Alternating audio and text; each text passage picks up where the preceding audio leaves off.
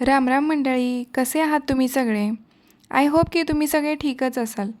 तर पहा, आजकालच्या मुलांना चपाती आणि भाजी खूप बोरिंग वाटते. तशीच माझ्या मुलांनाही वाटते.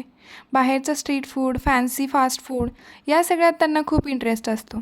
पण बाहेरचं अन्न किती अनहेल्दी असतं हे आपण सगळेच जाणतो. त्यासाठी अशा काही रेसिपीज मी ट्राय करते, ज्या मुलांनाही आवडतील व ते बाहेरचं अनहेल्दी फूड मागणार नाहीत. तर अशीच एक रेसिपी आज मी तुमच्यासोबत शेअर करते आहे.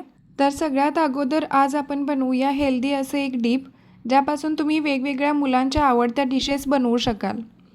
तर हे डिप बनवण्यासाठी काय काय साहित्य लागते ते आपण पाहूया.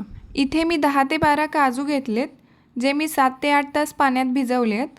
त्यानंतर इथे थोडंसं ताजं दही घेतले, एक छोटी वाटी गरम करून थंड केलेलं दूध, त्याचबरोबर हे पनीर जे मी घरीच बनवले आणि त्यामुळेच या पनीरचा आकार असा आहे. याला मी तव्यावरती थोडंसं तूप टाकून दोन्ही बाजूनी भाजून घेतले.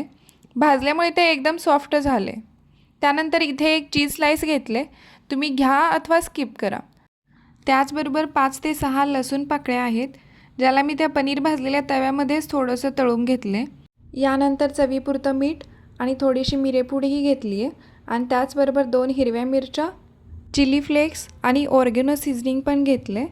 हिरव्या मिरच्यांच्या बदल्यात तुम्ही ग्रीन चिली सॉस पण घेऊ शकता. आता आपण इथं एक मिक्सरचं भांडं घेऊया. त्यामध्ये सगळ्यात अगोदर काजू आणि भाजलेला लसूण बारीक करून घ्या.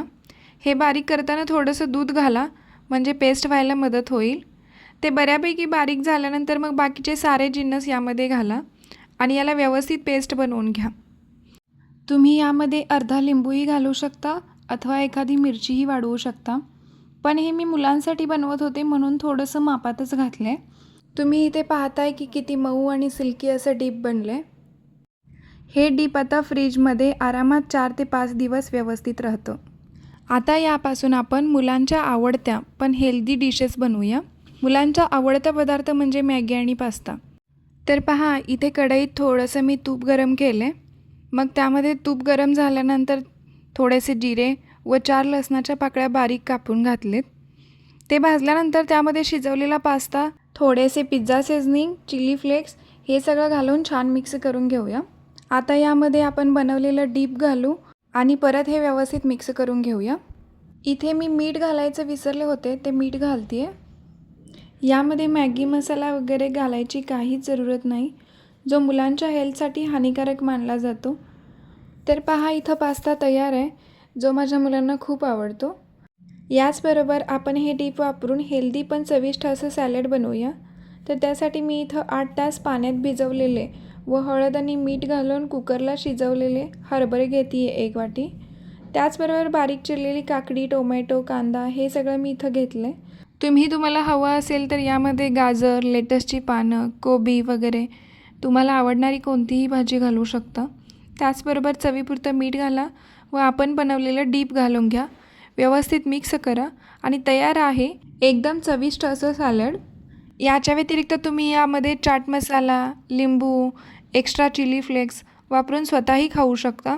पण मी मुलांसाठी बनवत होते म्हणून यात लिंबू आणि चिली फ्लेक्स जास्त घातलेले नाहीत.